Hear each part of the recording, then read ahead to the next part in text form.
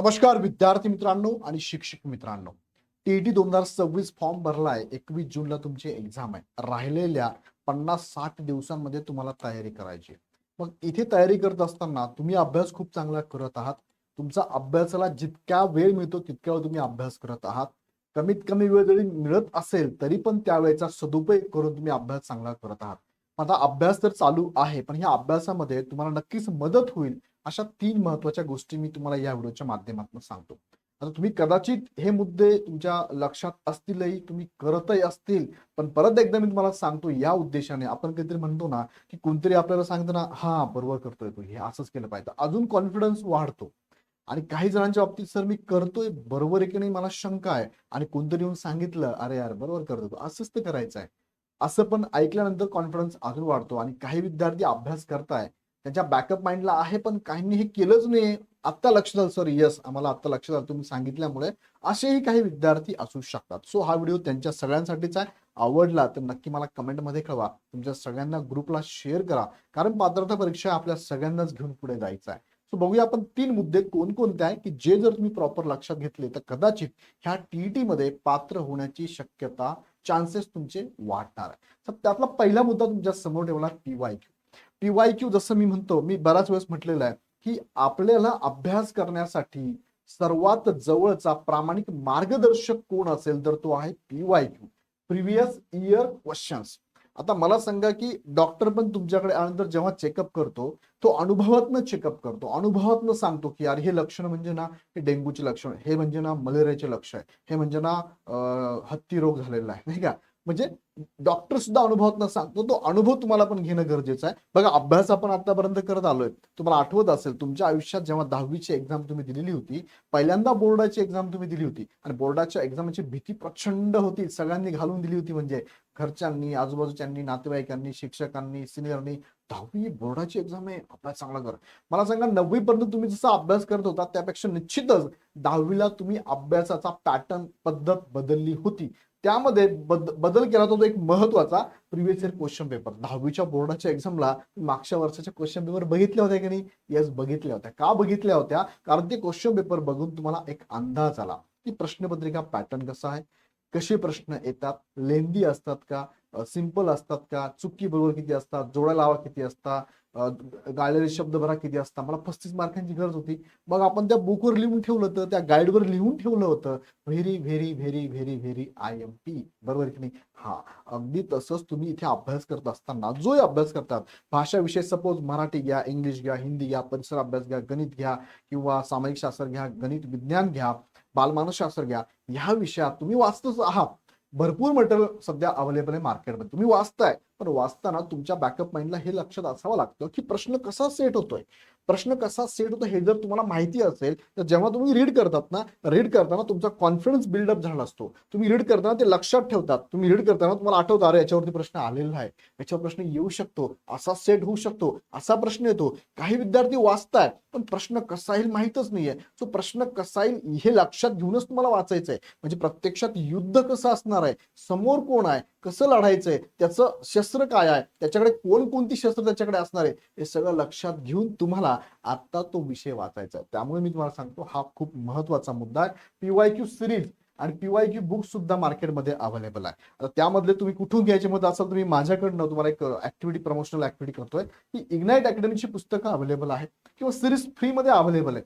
तुम्ही जर इग्नाइट अकॅडमीची पुस्तकं जरी घेतले ना, ज्यामध्ये प्रिव्हियस इयर क्वेश्चन पेपरचे पुस्तक आहे, सगळ्यांकडे असं पुस्तक आहे, मार्केटमध्ये खूप जास्त अवेलेबल आहे. पण गेली 9 वर्षापासून किंवा 9 बॅचेसला ज्या फॅकल्टीने शिकवलंय त्यांनीच हे बनवलं पुस्तक आहे, शिक्षक पात्रता परीक्षा संदर्भातलं, ज्याला आपण टीईटी सक्सेस मास्टर म्हणतो. अजूनही बरेचसे मार्केटमध्ये अवेलेबल आहे, तुम्ही योग्य ते घेऊ शकता. बघा, यामध्ये तुम्हाला ना, हा 2 रुपयाची बॅच आहे, ज्यामध्ये पण तुम्हाला काय केलं मी, बघा, विषयानुसार स्ट्रॅटेजी प्लॅनिंग पण दिलेली आहे. आणि तुम्हाला इथे बघा, टीईटी 2025 विषयानुसार पीवायक्यू सेशन पण दिलेली आहे. मग त्यामध्ये विषयानुसार आम्ही बाजूला करून दिली आहे. इथे सुद्धा विषयानुसार तुम्हाला प्रश्न बाजूला करून दिली आहे. बघा, तुम्ही सेल्फ स्टडी जरी करत असाल, जिथे कुठे स्टडी करत असाल, पण तुमच्याकडे पीवायक्यूच हे पुस्तक आणि ही बॅच मधलं हे नक्कीच असावं, ज्यानं तुम्हाला फायदा होणार. मला आता सांगितलं, पीवायक्यू हा तुमच्या या एक्झाम मधला अतिशय प्रामाणिक मार्गदर्शक असणार आहे. ओके, इथपर्यंत पहिला मुद्दा क्लिअर झाला. दुसऱ्या मुद्द्याकडे तुम्हाला मी घेऊन जातो. बघा, ऑथराइज स्टडी मटेरियल. आता तुमच्याकडे बुक्स आहेत, ओके, मार्केटमध्ये रंगीत संगीत नवीन एक्झाम आली की लगेच कव्हर पेज बदलतात, बाकी मटेरियलमध्ये तेच असतं. असे भरपूर मटेरियल मार्केटमध्ये अवेलेबल आहे. पहिले तर मला समजून घ्यायचं आहे की मी याला अभ्यास करताना मला प्रश्न कसे येणार आहे, आणि मग तुम्हाला पुस्तक वाचायचं आहे. पुस्तकं वाचताना लक्षात घ्या, ऑथराईज असावं, टू द पॉइंट असावं. इथे मुद्दे लिहिले बघा. एक्झाम ओरिएंटेड, एक्झामची तुमची टीईटीची आहे, ही एमपीएससीची नाही आहे, ही सरळ सेवेची नाही, ही टीईटीची आहे. नाही तर मार्केटमध्ये पुस्तकं ही सरळ सेवेची पुस्तकावरती कव्हर लावून टीईटीची विकली जातात. तो काळजी घ्या. फक्त तुमचा प्रिव्हियस इयर प्रश्न बघितले की तुम्हाला कळतं ना प्रश्न कसे येणार आणि काय काय टॉपिक महत्वाचे. मग तुम्ही ह्या पुस्तकामध्ये चेक करा की एक्झाम ओरिएंटेड स्टडी मटेरियल माझा आहे का, की अवांतर आहे, माझा वेळ जाणार, माझा वेळ नाही गेला पाहिजे ना. एकतर माझ्याकडे वेळ कमी आहे, शिक्षकांना वेळ कमी मिळतो, त्यात कमी वेळेमध्ये मी जर अनवॉन्टेड वाचत बसलो तर कसं होईल बरं. काय वाचावं काय वाचून हे पण समजलं पाहिजे. सो त्यासाठी तुम्हाला मी सजेशन करेल एक्झाम ओरिएंटेड मटेरियल तुमच्याकडे असावं, टू द पॉइंट असावं, अवांतर नकोय आम्हाला. आणि one book read multiple times, म्हणजे म्हणतात ना 100 पुस्तकं वाचण्यापेक्षा एक पुस्तक 100 वेळेस वाचणं कधीही चांगलं आहे. तुमचं पुस्तक लक्षात राहतं, तुमच्या पुस्तकातनं कन्सेप्ट क्लिअर होतात.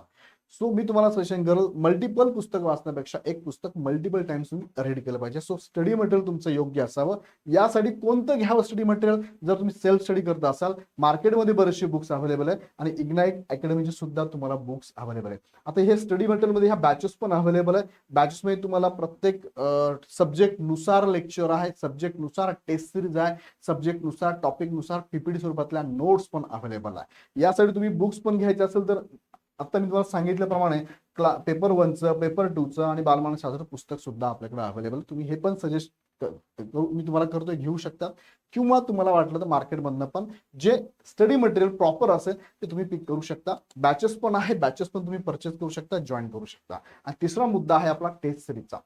आता बघा टेस्ट सिरीज मी तुम्हाला याच्यावरती भरपूर बोलू शकतो, पण 5 मिनिटात जर सांगायचं म्हटलं किंवा 3 मिनिटात सांगायचं म्हटलं तर आपण जेव्हा आजारी पडतो घरगुती भरपूर उपाय करतो. आपण केले केले केले पण काय बरा होत नाही. शेवटी आपण डॉक्टरकडे घेऊन जातो. फॅमिली डॉक्टर असतो आपला, त्यांच्याकडे गेले की डॉक्टर काय करतो, पहिली प्रिस्क्रिप्शन लिहून देतो, ह्या गोळ्या खा, थोडं बरं वाटेल तुम्हाला. नाही वाटलं तर परत 2 दिवसांनी या. 2 दिवस झाले बरं नाही वाटत, परत आपण डॉक्टरकडे जातो. परत डॉक्टर म्हणतो अच्छा बरं नाही होत का, परत डोस थोडासा हायर देतो. 3 दिवसाचा डोस हा कम्प्लीट करा, बरं नाही वाटलं तर मला परत दाखवायला या. 3 दिवस झाले बरं होत नाही, परत डॉक्टरकडे, डॉक्टर अजूनही बरं होत नाही. अरे देवा नाही होत का बरं, मग डॉक्टर काय म्हणतो, बरं डॉक्टर म्हणतो आपण एक काम करूया का, तुमच्या टेस्ट करूया. आता डॉक्टर काय म्हणतो टेस्ट, दोनदा प्रयोग केला डॉक्टरने तुमच्यावरती, नाही का मी गमतीदार बोलतो, गमतीने बोलतो, लक्षात तुमचा अनुभव असेल हा. मग डॉक्टर काय म्हणतो आपण टेस्ट करूया आता. मग जेव्हा तुमच्या टेस्ट करतात ब्लडच्या किंवा युरिनच्या टेस्ट झाल्या की मग टेस्टचा रिपोर्ट आला की मग कळतं अरे अच्छा तुम्हाला मलेरिया झालेला आहे, तुम्हाला कावीळ झाली आहे, ओके ठीक आहे, आता ह्या गोळ्या घ्या, आता परत यायची गरजच नाहीये. कारण डॉक्टरला एक्झॅक्ट तुमचा कॉज सापडला ना, की नेमका आजार काय आहे याचं कारण सापडलं, त्या कारणावरती औषध दिली, 100% तुम्ही बरं होणार. डॉक्टर पण म्हणतो आता 100% तुम्ही बरे होणार आहात. आणि तुमचा कॉन्फिडन्स हा आता एक्झॅक्ट कॉज सापडलाय टेस्टमध्ये, आता मी बरा होणार आहे, हे खाल्लं ह्या गोळ्या खाल्ल्या की बरा होणार आहे. अगदी तसंच आहे. टेस्ट सिरीज जो मुद्दा आहे ना हा खूप महत्वाचा आहे. ह्या अभ्यासक्रमाचा सर्वात महत्वाचा आहे. म्हणजे बरेच जण म्हणतात सर मी अभ्यास करतोय, गेले कित्येक महिन्यापासून अभ्यास करतोय, पण मला तरी पण टीईटी क्वालिफाईड होत नाही सर, तिसऱ्यांदा देतोय, दुसऱ्यांदा देतोय सर, पहिला अटेम्प्ट होईल का. तर हा प्लॅनिंग खूप महत्वाचा असेल. टेस्ट सिरीज जे आहेत ना ते काय सांगतात तुम्हाला, तुमचे वीक पॉईंट सांगतात आणि स्ट्रॉंग पॉईंट सांगतात. डॉक्टर पण टेस्ट केलं काय म्हणतात, अच्छा तुमच्याकडे आरबीसी चांगले आहेत, तुमचे आरबीसी ओके, पण तुमच्याकडे हे कमी कॅल्शियमची कमतरता आहे किंवा प्रोटीनची कमतरता आहे, तुम्हाला हे खाल्लं पाहिजे ते खाल्लं पाहिजे, हे कमी दिसतंय तुमचं, बाकी ओके आहे. म्हणजेच काय तुमचा विकनेस सापडलाय. मग विकनेस वरती काम केलं की तुमचा तो विकनेस स्ट्रेंथ मध्ये कन्वर्ट होणार आहे. लक्षात घ्या, बॉडी बिल्डिंग मध्ये बॉडी कमवायची असेल तर तुमच्या शरीरामध्ये जे तुम्ही खातात ना ते घटक योग्य प्रमाणात जातात का ते चेक केले, जे जात नाही ते जर केले ते खाल्ले तर तुमची बॉडी 100% वाढणार आहे.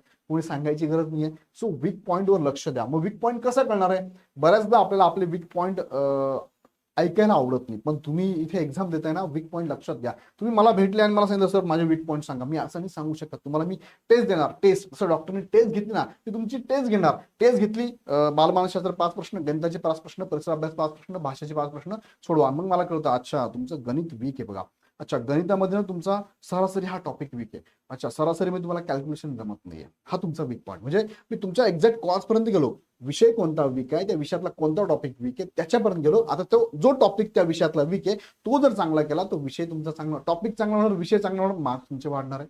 तो साहजिक वीक पॉईंट लक्षात घेऊन त्याच्यावरती काम करा. टाइम मॅनेजमेंट तुम्हाला जमणार आहे बघा. टाइम मध्ये बऱ्याच जणांचा हा इश्यू येतो की सर वेळेत मला क्वेश्चन पेपर सॉल्व्ह होत नाही, वेळ पुरत नाही. सो इथे टाइम मॅनेजमेंट करताना टाइम लावून टेस्ट सोडवा. त्यानंतर प्रेशर जे असतं ना तिथे एक्झामचं, ते प्रेशर पण तुम्ही घ्यायचं. बरोबर तेवढ्या वेळ बसूनच 2.5 तास बसूनच क्वेश्चन पेपर सॉल्व्ह करायचा आहे, उठायचं नाही. मग हे आत्तापासून तुम्ही करत राहिलं ना, एक्झामच्या दिवशी तुम्हाला काहीच जड जाणार नाही, इतकं सोपं होऊन जाईल. कारण प्रत्यक्ष युद्धात रक्त कमी सांडवायचं असेल ना, तर सरावामध्ये घाम प्रचंड गाळला पाहिजे. युद्धात रक्त कमी सांडतं म्हणजे आत्ता प्रचंड मेहनत घेतली ना, त्या एक्झामच्या दिवशी तुम्हाला काहीच वाटणार नाही. आणि विशेष म्हणजे रिव्हिजन कोणत्या गोष्टीची करावी ना, हे तुम्हाला टेस्ट सिरीजच सांगणार आहे. नाहीतर रिव्हिजन करायचं म्हणजे काय, पूर्ण पुस्तक वाचत बसायचं असं नाही. रिव्हिजन म्हणजे जे तुमचे वीक पॉईंट आहे, जे वाचून पण तुम्हाला अजून नाही समजलेले आहे, त्याच्यावरती काम करा. जे समजतं, जे जमतंय, जे तुम्ही दररोज खातात पण तरी तब्येत बदलत नाहीये, याचा अर्थ दररोज खातात ते ठीक आहे. आता जे खात नाही, कारलं खाल्लं पाहिजे, हे खाल्लं पाहिजे ना, तसं वीक पॉईंट काय आहे लक्षात घ्यायचं आणि त्याच्यावरती काम करून तुम्हाला इथे स्कोर वाढवायचा आहे. या संदर्भात तुम्हाला टॉपिक वाईज, सब्जेक्ट वाईज आणि फुल लेंथ टेस्ट सिरीज सुद्धा इग्नाइट अकॅडमीच्या अवेलेबल आहे. तुम्हाला वाटलं तर त्या पण तुम्ही जॉईन करू शकता. त्यासाठी आमच्याकडे पुस्तक पण अवेलेबल आहे, PYQचं पुस्तक पण अवेलेबल आहे. यामध्ये टेस्ट सिरीज पण तुम्हाला मिळणार आहे. आपल्या बॅचमध्ये टेस्ट सिरीज पण आहे. तो जिथे कुठे भेटत असेल, तुम्ही सेल्फ स्टडी करत असाल तर जिथे कुठे मिळत असेल त्यांच्या पण घ्या, पण ऑथरच घ्या, चांगल्या घ्या. आणि ह्या 3 गोष्टी जर तुम्ही प्रॉपर केल्या, पहिले मी तुम्हाला सांगितलं PYQ बघा, चांगला मार्गदर्शक आहे. दुसरं स्टडी मटेरियल जे तुम्हाला अभ्यासासाठी खूप महत्वाचं असणार आहे. अनवॉन्टेड वाचायचं नाही, काय वाचावं काय वाचून हे सांगतं. आणि तिसरं म्हणजे टेस्ट सिरीज, जो तुम्हाला वीक पॉईंट लक्षात आणून देणार आहे. हे 3 मुद्दे जर तुम्ही प्रॉपर फॉलो केले तर मला वाटतं, तुम्ही मला सांगा की कुणीही एक्झाम क्रॅक करू शकतं प्रॉपर प्लॅनिंगने केलं तर. कसं वाटतं तुम्हाला हे 3 मुद्दे, मला कमेंटमध्ये कळवा. आवडले तर मला कमेंटमध्ये कळवा, लाईक पण करा, तुमच्या मित्रांना शेअर करा. आणि ही एक्झाम मात्र आपल्याला पास व्हायचीच आहे. या हेतूने दररोज तुमची कन्सिस्टन्सी ठेवा, सातत्याने अभ्यास करा. मदतीला इग्नाइट अकॅडमीच्या युट्यूबवर सुद्धा बरीचशी इन्फॉर्मेशन तुम्हाला देत असतो. आणि तुम्हाला जर शक्य असेल तुम्ही आमच्याकडे बॅच पण जॉईन करू शकता. इथेच थांबतो. व्हिडिओ आवडला तर लाईक करून इतरांना शेअर करा आणि नवीन अपडेट बघण्यासाठी चॅनल सबस्क्राईब करा. पुन्हा व्हिडिओ आपण नेक्स्ट वेळमध्ये. धन्यवाद.